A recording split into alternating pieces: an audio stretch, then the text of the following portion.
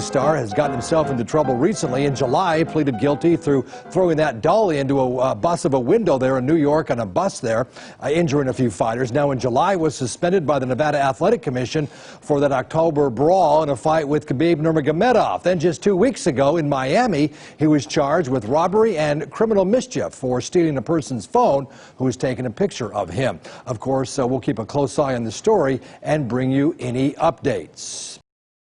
What the hell is he gonna pull off next now? That's what I thought to myself after seeing all that coverage about Conor McGregor in the news. After fighting Floyd Mayweather in that historical boxing match, the millions of dollars made from the fight had most definitely gone up to his head. It was quite disheartening to watch Conor's downfall, as he just seemed to get into more and more trouble every single time we saw him on the news.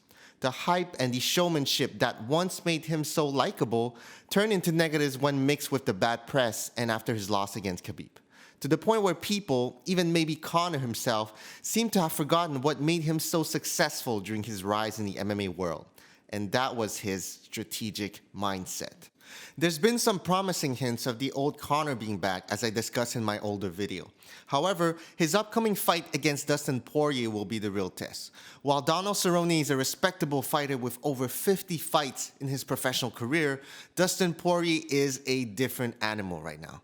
While we're all waiting for the fight to happen to see if Conor has regained the shine he's lost in the recent years, let's revisit 3 of Conor McGregor's mindset values that made him into the combat sport icon that he is today. Number 1, the first step to improvement is an open mind. To improve, you need to learn new things. And to learn new things, you need to be receptive to new ideas. So an open mind is required for improvement. Behind every great fighter, there is a great coach guiding him. And for Conor, it's John Kavanagh. You can almost say that whatever mindset John has, Conor most definitely shares it. So you mentioned there you moved around from gym to gym. So how did you end up with John Kavanagh at SPG? Yeah, I moved around from gym to gym. You know, every gym I went to was always, they had a set way. Every gym had a set way of doing things. Don't do it this way, do it that way. So that was just a normal thing that I thought just people just have their own set way and you must do it that way. You must stand this way, you must kick this way, you must punch this way. But with John, when I went to John and I met my coach John Kavanagh at Straight Blast Gym, it wasn't like that. He had a more open mind and he encouraged different movements. And I'd never experienced that before. I'd never heard a coach say that to me before. And that stuck in my head. You know, I thought to myself, you know, this guy is thinking outside the box. You know what I mean? That he has a vision that everything works and he encourages every movement, because ultimately there is a time and a place for every single move. So I just knew when I met John and when he spoke, it made complete sense to me. And that was it. I stuck with him and he stuck with me, and the rest is history. Conor is also one of the few in the UFC that makes use of unconventional training routines. And he does a lot of unconventional training, right, in terms of like physical conditioning. Like I know, is he still doing that, all that stuff with Ido Portal? Not as unconventional as Tony Ferguson, but nobody can touch Tony in that field.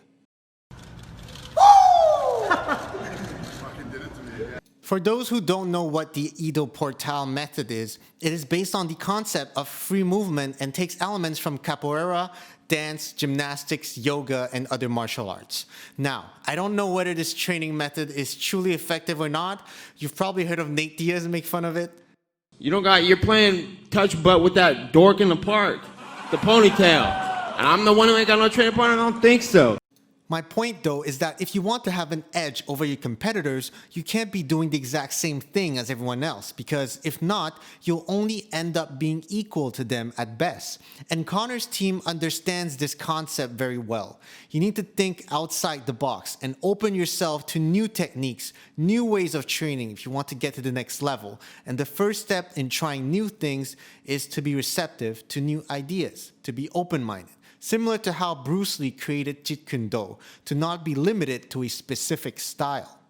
I do not believe in styles anymore. I mean, I do not believe that there is such thing as like Chinese way of fighting or the Japanese way of fighting or whatever way of fighting, because unless human beings have 3 arms and 4 legs, we will have a different form of fighting.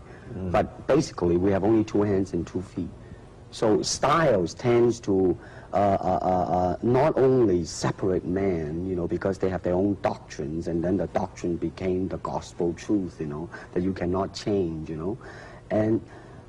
But if you do not have styles, if you just say, well, here I am, you know, as a human being, how can I express myself totally and completely? Now, that way, you won't create a style, because style is a crystallization, you know. And fun fact, Bruce Lee taught Dan Innocento, who taught Burton Richardson, then Matt Thornton, and then John Kavanagh. So it doesn't surprise me that Conor shares some of the same mindset values as Bruce Lee. And this open-mindedness applies to everything, not just fighting. If you want something you've never had, you need to do something you've never done. Conor would take inspiration from everyone and not just from other fighters. I take inspiration from everything, you know what I mean? I don't really have one set thing that inspires me. I try and take inspiration from everything. From people just going out there and putting themselves out there, trying to chase something down, whatever it is. It could be martial arts. It could be anything. This guy chasing a college degree. You know what I mean? I'm inspired by everything. Someone chasing their dreams is what inspires me. Number 2, your mental state is just as important as your physical state. For the audience, trash talking the UFC is just an added form of entertainment, kind of like spices on top of your main meal. But for the fighters, it's a mental warfare. And Conor is a pure strategist at it, to the point where people forget that most of his trash talking is done to sell fights or to get an edge on the opponents.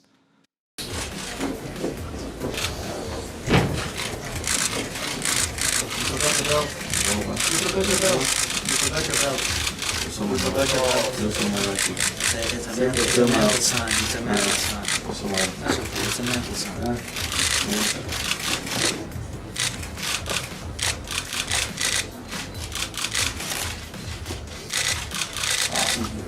Awesome. Grab it. Yeah, grab it now.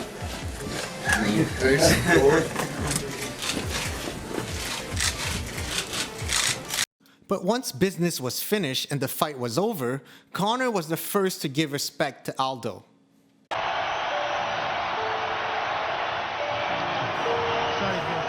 We'll go again. Again. I feel for Jose. He's a phenomenal champion. He was a phenomenal champion. We deserve to go a little bit longer. That clip is proof that it was really all just for business. Conor's awareness of the mental side of the game is second to none in the UFC, and this awareness manifests itself not only in the build-ups of fights, but also in training and conditioning. You come into the gym, rounds, miles. Before you know it, all you're doing is beating up the body. There's no brain training, there's no eye training, there's no nothing. So these are things he brings into the mix that are very valuable, and when you add that into the whole thing, it makes for a perfect storm.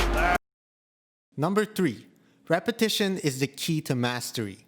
I'm not only referring to the physical aspect of repetition in MMA training. Obviously, the physical aspect is the biggest part in any combat sport, as it should. As Bruce Lee once said, I fear not the man who has practiced 10,000 kicks once, but I fear the man who has practiced one kick 10,000 times. But again, the mental aspect is just as important as the physical one. More specifically, I'm referring to the power of visualization. Repeating the same sequence in your mind over and over again has been proven to be effective for many elite athletes, and Conor is one of them. That's what I see the fight playing out. I feel him overreacting, overextending, and then being KO'd unconscious.